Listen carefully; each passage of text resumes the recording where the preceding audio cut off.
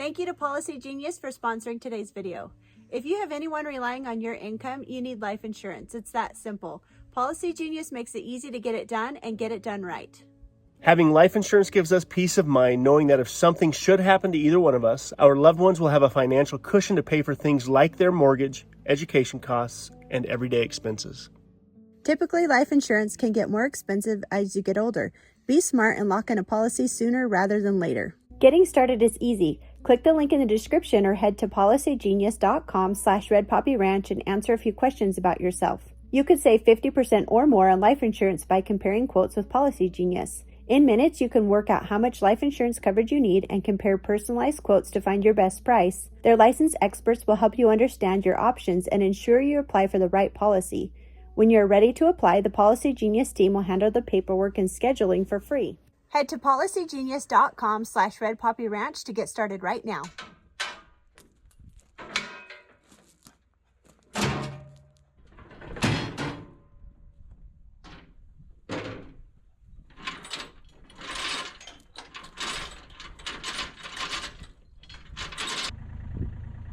Left controller, lift up on it.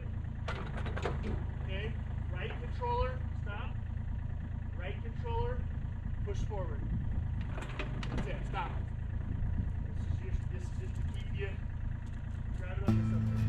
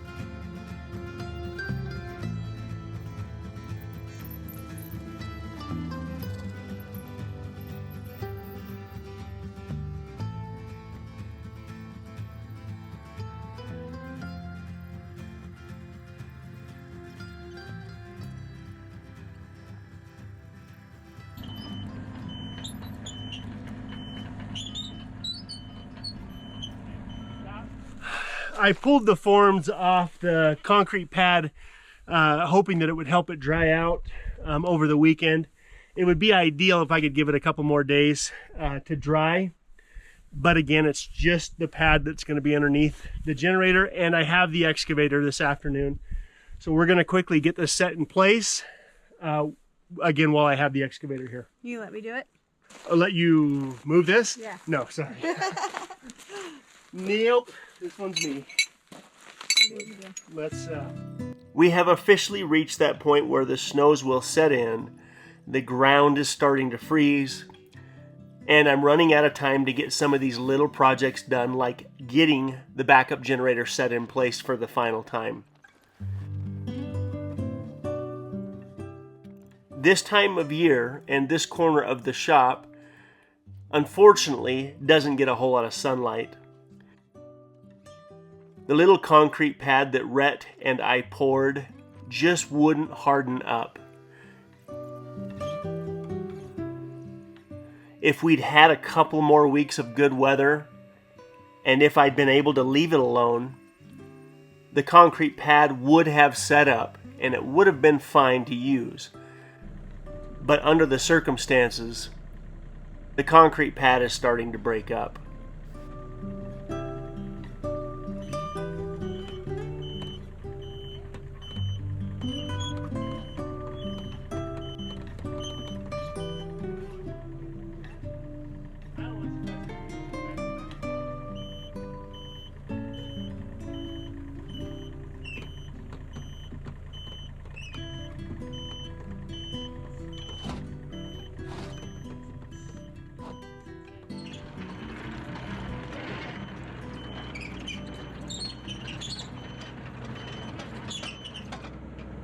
Before I start building the barn, the chicken coop, the hay shed, the goat barn, before I start building all of this, I got to do something with what's left of this pile of alfalfa.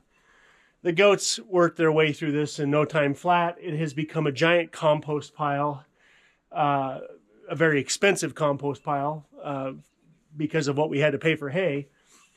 So I'm not going to leave this here. It looks like trash.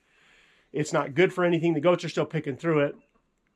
We're going to turn this into a giant compost pile because it's basically the only option we have. So I'm going to use the excavator, put the hay in the back of the Ranger. Then we're going to take it up on the hill to a spot where it can continue to decompose and hopefully, if nothing else, turn into good compost.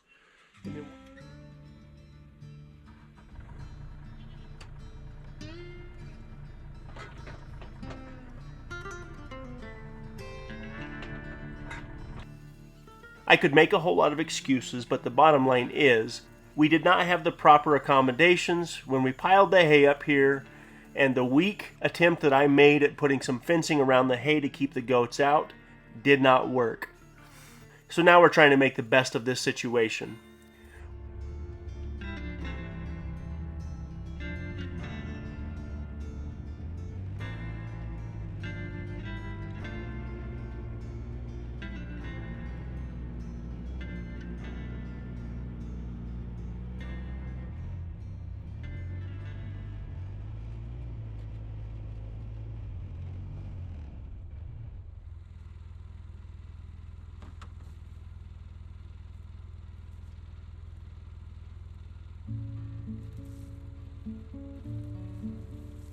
What would have been enough hay to get us through the winter with 8 pregnant goats has now become a compost pile.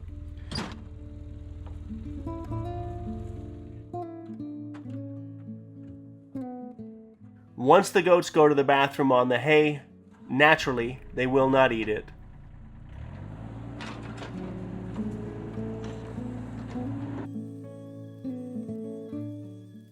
So not only do I get to clean up all of this hay and move it up on the hill hoping that it will turn into some compost, but I'm wasting precious time doing this when I could be doing other more important things.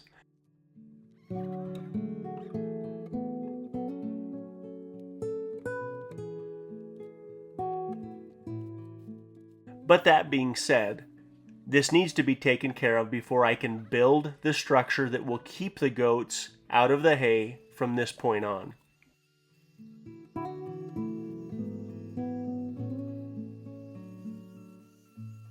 On the one hand, I do not remember another month of November and December where the weather was so nice.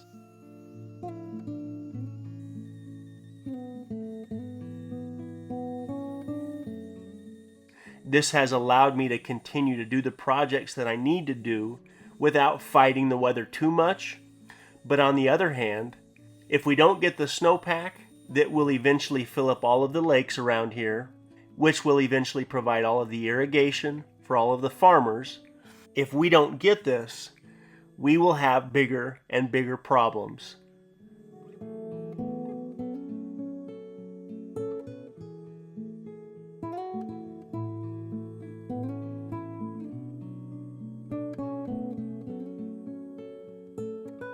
By getting all of the posts in the ground, now when the snow sets in, I'll still be able to work. It's just not going to be quite as nice as it has been for the last couple of months.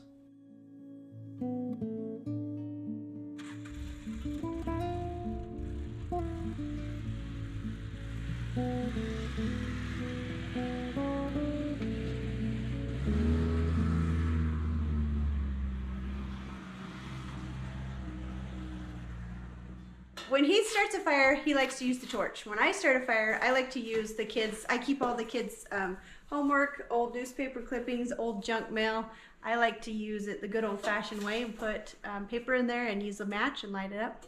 So anyways, now I'm going to clean out the ashes today. I'm going to take some of this and put it out in the garden boxes. We usually have snow, and I just kind of sprinkle it all out in the snow. But since we have no snow right now, I'm going to put it anywhere I can.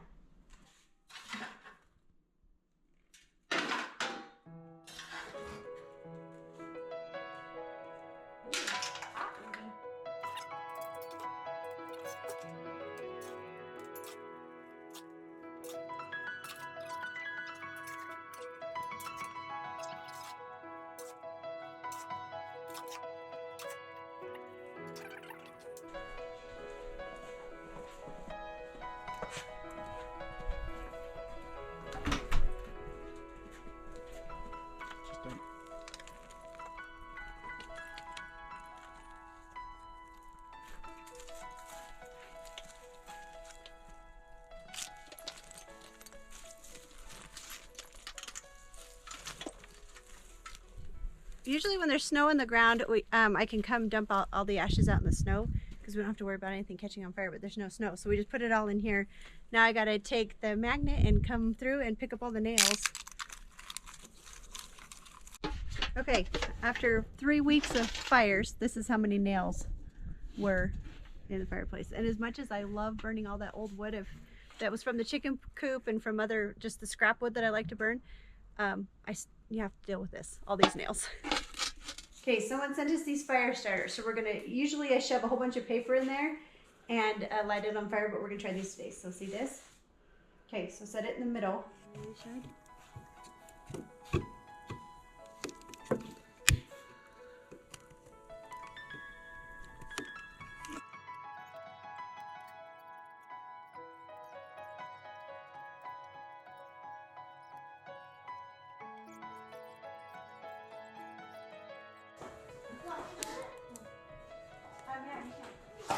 That'd be good. Go shut it.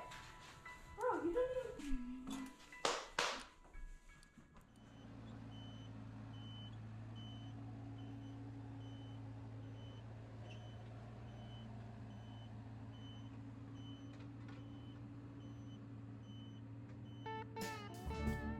When the goats eat the alfalfa, they oftentimes pick the leaves and the flowers off the stems and leave the stems behind, especially if it is old alfalfa.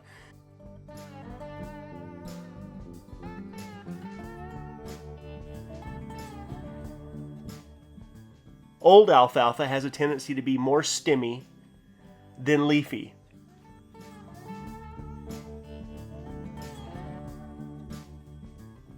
The goats will pick the good stuff off of the stems, then they leave the stems on the ground.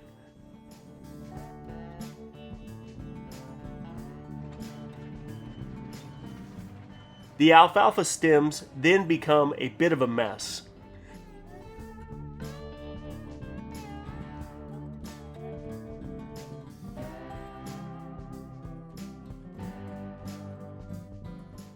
They sit on the ground and they act like a bit of an insulator, but the layer of alfalfa will also collect water, and right here by the old chicken coop where we've fed them for the last couple of years, it's always been a bit of a muddy mess.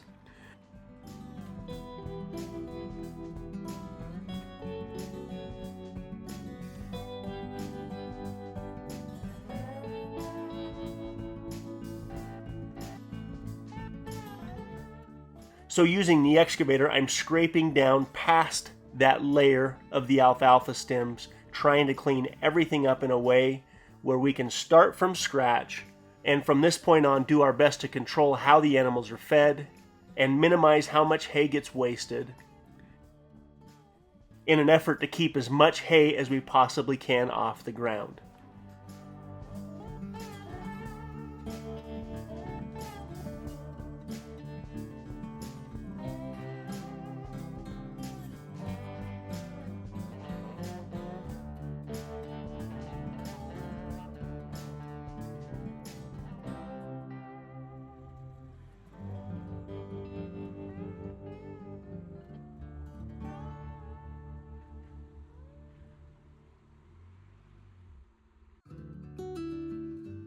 I've said this before, but at times the goats can be a pain.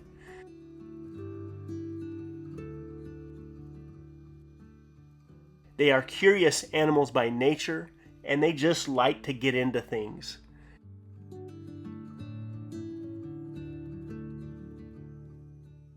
If you leave a cardboard box sitting around like I almost always do, with screws or nails or something in it, the goats will pick that box up, dump the screws or nails out, and slowly tear that cardboard box up into a million pieces.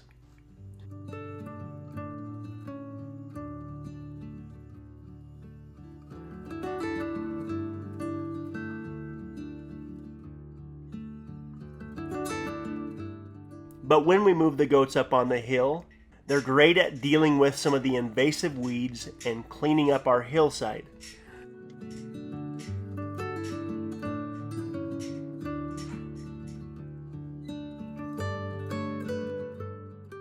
But truthfully, we've never been fully set up to have goats.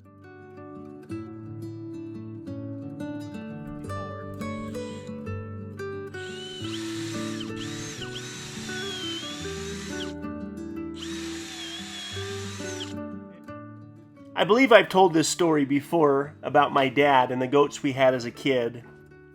But when I was probably Callie's age, I talked my dad into buying a couple of pygmy goats. We would later pick up a billy goat. And a short time later, I came home from school. I saw that the female goat was under our trampoline, making some funny noises.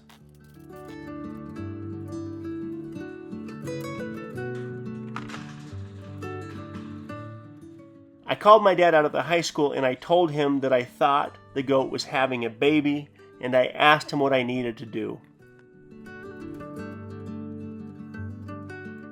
His response to me was nothing. Grab a chair, sit down and watch. It's a beautiful thing.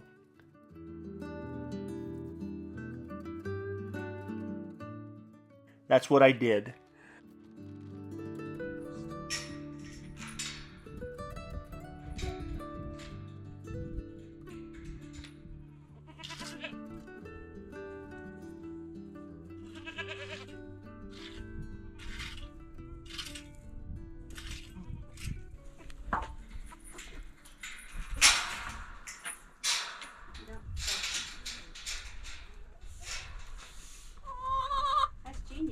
So we back a trailer in right here with a load of hay. Is this shut? We don't even technically have to open that one. Right here is going to be the back wall, board and bed. Okay. That'll be the back wall. So we have this much room for hay. We can easily stack 50 To this wall? here to here, as high as we can stack it. It's going to be the same, exact same as that. So the idea is this gate will be attached to the here. So we put a post here, so we can swing this open like this when we're unloading hay. So there's no we have 60 inches to stack bales of hay. You come out to feed in the evening, you open this up, you go in here, we got hay in here. This is the back wall of the, I'm gonna build doors, I think, I haven't decided, where doors open and the feeders are right there. So you throw hay right there. You're not dragging hay around when we have snow that slid off the roof. So doors open up, throw feeders in here. So this goat barn is going to be from this back wall all the way to almost to the doors over there. So it'll be pretty big.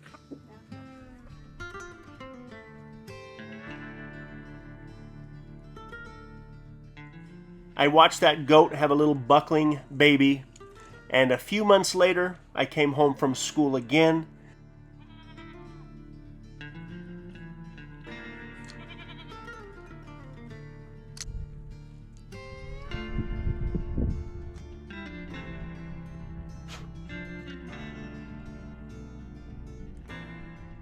And the father, or the billy goat, who had always been a bit of a pain, was hanging from our backyard fence by his horns.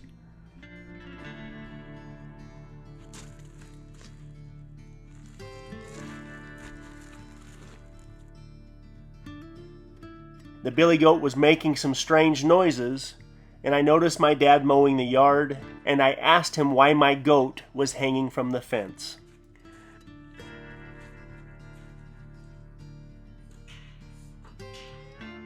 My dad responded by saying that the billy goat rammed the back of his legs while he was mowing the yard one too many times.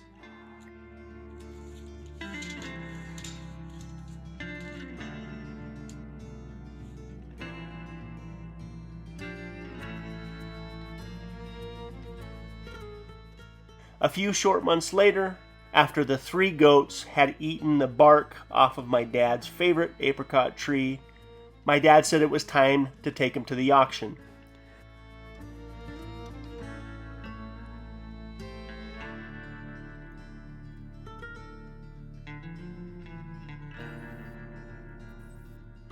We took the 3 goats out to the auction and sold them for about 20% of what I paid for them initially.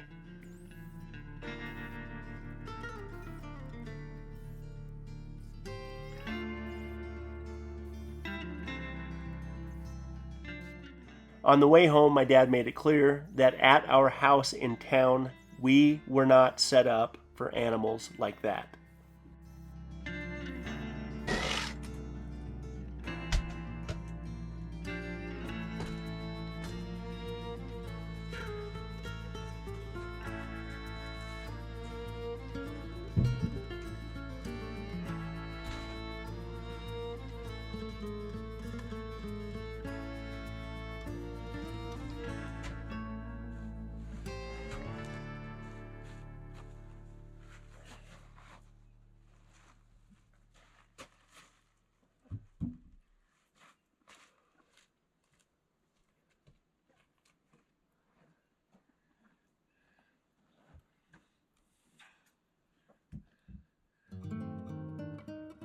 Between 15 and 20 years ago, Cedar and I bought a house in Gilbert, Arizona, and we had enough land that we could have animals.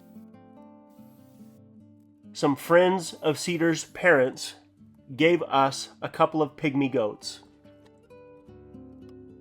One of them was very nice and we loved having it around, and the other one, a female goat, seemed to be mad at the world.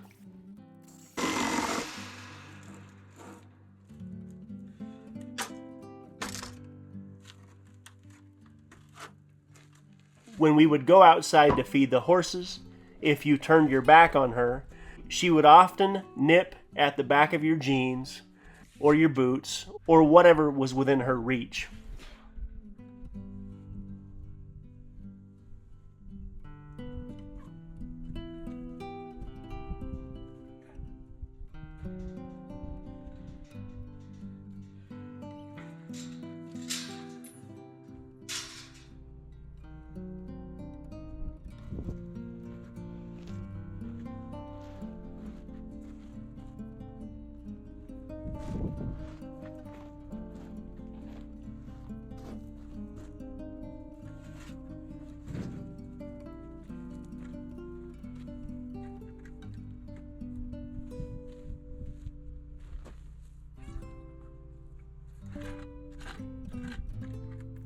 As we began the journey of fixing that house up, I had my little brother come over and help me paint the pipe fencing before we stretched horse fencing around the pasture.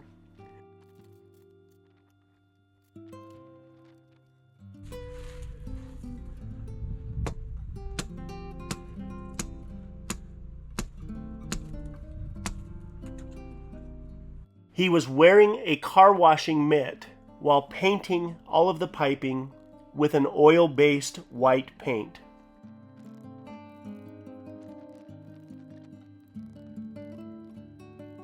The angry little goat was mostly black and collar, and that goat decided to pester my brother, and he took that car wash mitt covered with paint, and he painted a white stripe right down the back of that black goat.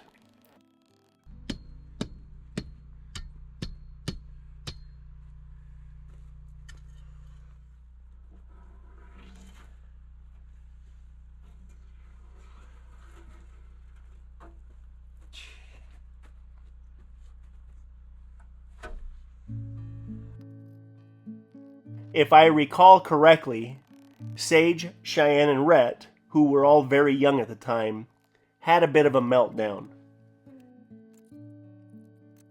They weren't sure how to take what had happened to their goat.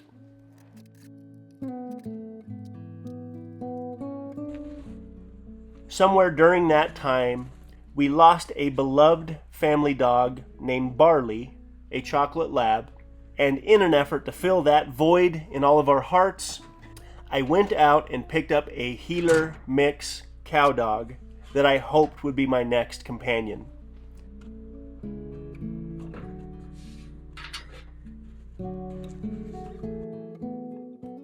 This very first night that I walked outside to feed the horses, the new Heeler cow dog followed me into the pasture, and from left field, the angry goat slammed into the side of that Heeler dog, and he went rolling across the pasture, but quickly jumped up, and he saw red.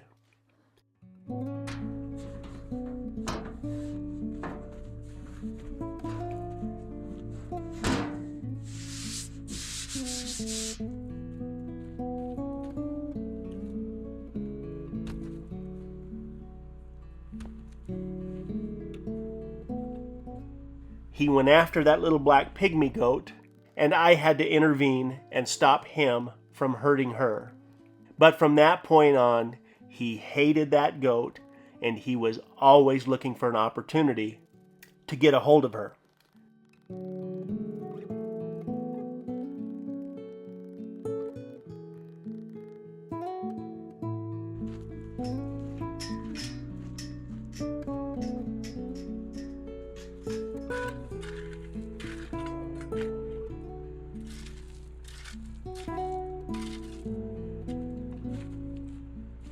After getting home from work one particular day and going out into the pasture to feed the horses, enough time had passed where I hoped that our new dog had gotten over its dislike of the little black goat.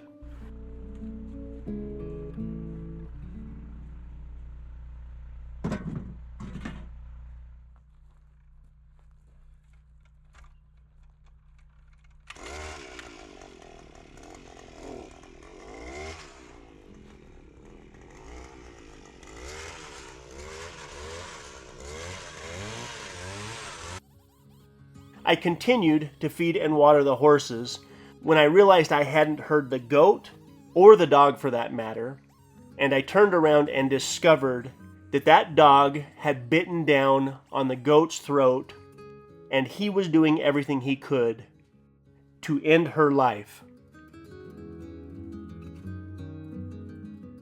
I yelled at that dog and went running over there to find that the little black goat was not breathing.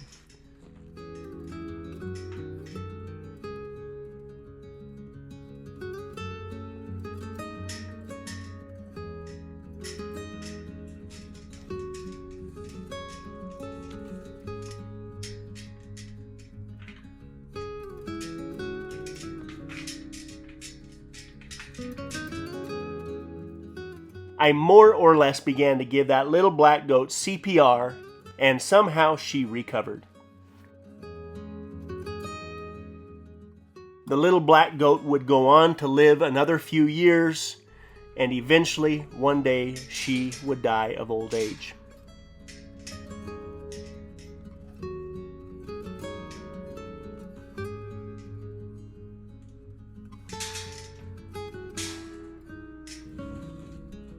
So it appears I've had a bit of a bumpy past with pygmy goats, and whether it's consciously or subconsciously, I find myself avoiding pygmy goats still to this day.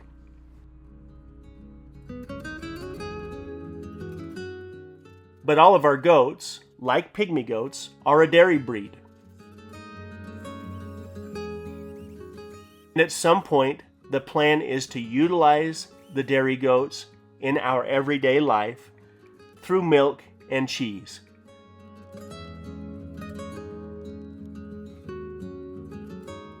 So by getting all of these gates installed and building a foolproof setup so we don't have to worry about where our goats might be trying to get into, is a very important part of the process.